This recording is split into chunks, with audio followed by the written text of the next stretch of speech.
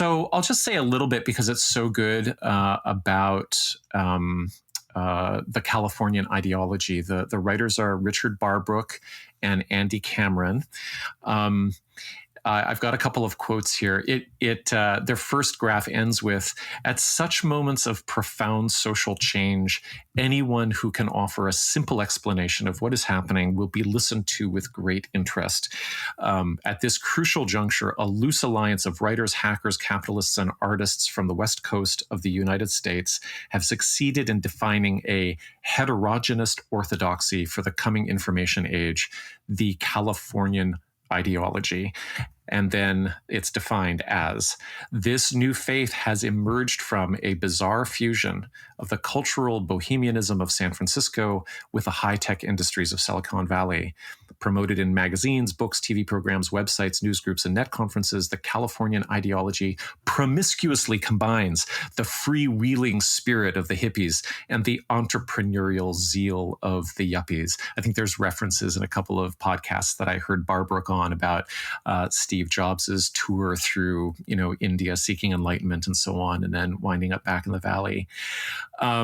One of the things that I found really super helpful was their analysis of how the technology and its developments through the 70s, 80s, and the 90s, where they're doing their work, allowed people who were otherwise or maybe even foundationally progressive in their values to say, almost to take their eye off the ball.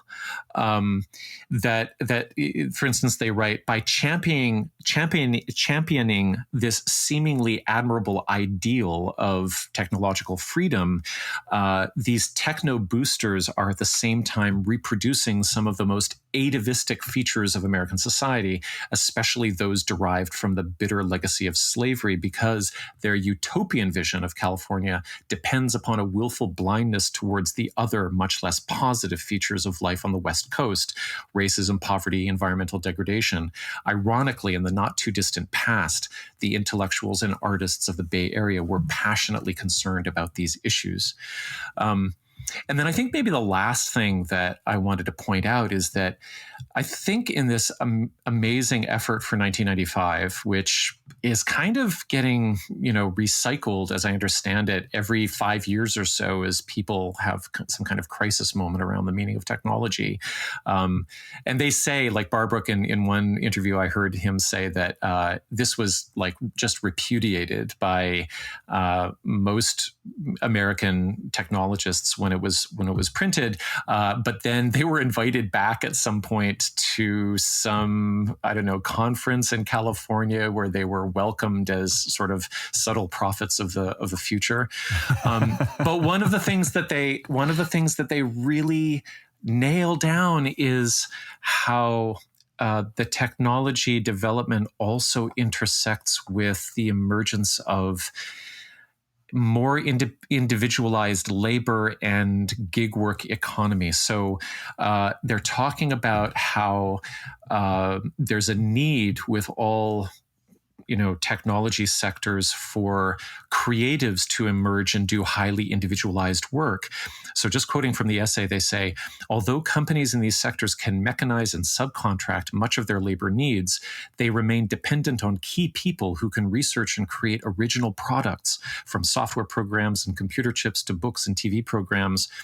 And along with some high-tech entrepreneurs, these digital artisans form the so-called virtual class.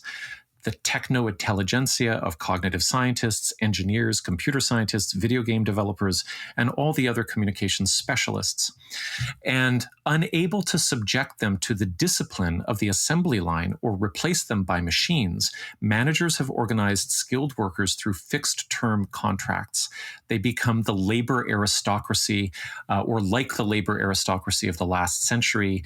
Core personnel in the media, computing, and telecoms industries experience the rewards and the insecurities of the marketplace. And so, on the one hand, these digital artisans not only tend to be well paid, but they also have considerable autonomy over their pace of work and their place of employment. And as a result, the cultural divide between the hippie and the organization man has now become rather fuzzy. Yet, on the other hand, these skilled workers are tied by the terms of their contracts and have no guarantee of continued employment. Lacking the free time of the hippies, work itself has become, this is so perfect. Work itself has become the main route to self-fulfillment for much of the virtual class. And oh my gosh, like how prescient that is of contemporary economies and the precariat as well, which they don't coin as that term, but they might as well.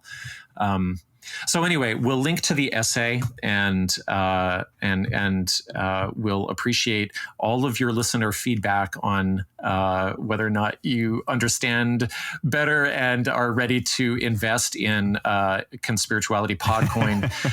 There's points that you've raised that are so, I think, interesting and important in terms of technology claiming to be apolitical, or populist movements claiming to be apolitical. And one of the things I linked to in the show notes that I referenced earlier was this five-star movement in Italy. And how, it started off in I think 2013, claiming to be neither right nor left, and actually having a fair amount of socialist sympathies, and being sort of more progressive in terms of social issues as we identify them in the United States. And over time, they've morphed into this more sort of, they've morphed into having alliances with fascist figures. And a lot of it has to do with wanting to decentralize government altogether, get rid of parliament altogether, have everything be direct democracy through the internet. And they call their platform that they use for this Rousseau. Oh, wow. Yeah, Isn't that amazing? The noble savage using the internet. Yeah. Uh-huh. And actually that article is in Wired, oddly enough. So what, really direct good. Democracy through the internet? Are they high? Yep. Are they completely high? Meaning no middleman, right? Meaning eventually we get rid of people. Politics should not be a career is one of their platform statements. Well, okay, I can empathize with the sentiment there, but what's the benchmark for expertise in public policy? Like I mean, people have to do things. Direct democracy means everyone who can vote on every different thing gets to have a say, right? And so it's a popularity contest where you are eliminating some of the checks and balances that come from some kind of expertise. Yeah, I would love to have a vaccine distribution actually happen with no middleman, just come directly out of my fucking computer, and the vaccines be like distributed amongst nodes and decentralized. And you can just choose if you want vaccine or ivermectin. You just click. Exactly. You just choose, and then there's another button where the Soylent Green pours out of the bottom of the thing, and you can track how many people have done which choice and how much they like it just by clicking a button, and then there you go. Can we talk about your use of the word node right there, Matthew? Yes, please. Did I get it wrong? Okay. So I understand that Adam Curtis, the British documentarian, made a series called All Watched Over by Machines of Loving Grace. Yeah. And I haven't watched it yet, but I will because he's awesome. But I remembered the title from the Richard Brautigan poem from 1967. Brautigan is an incredible writer, incredibly tragic and ambivalent figure as well. He died of suicide after a lifetime of pain and causing pain to others. And he left some incredible things behind, including this poem. And I hope that our guest appreciates it. It's a great interview, Derek, and I hope our listeners enjoy it. Okay, so All Watched Over by Machines of Loving Grace. I like to think, and the sooner the better, of a cybernetic meadow where mammals and computers live together in mutually programming harmony like pure water touching clear sky. I like to think, right now please, of a cybernetic forest filled with pines and electronics where deer stroll peacefully past computers as if they were flowers with spinning blossoms. I like to think it has to be of a cybernetic ecology where we are free of our labors and joined back to nature, returned to our mammal brothers and sisters, and all watched over by machines of loving grace.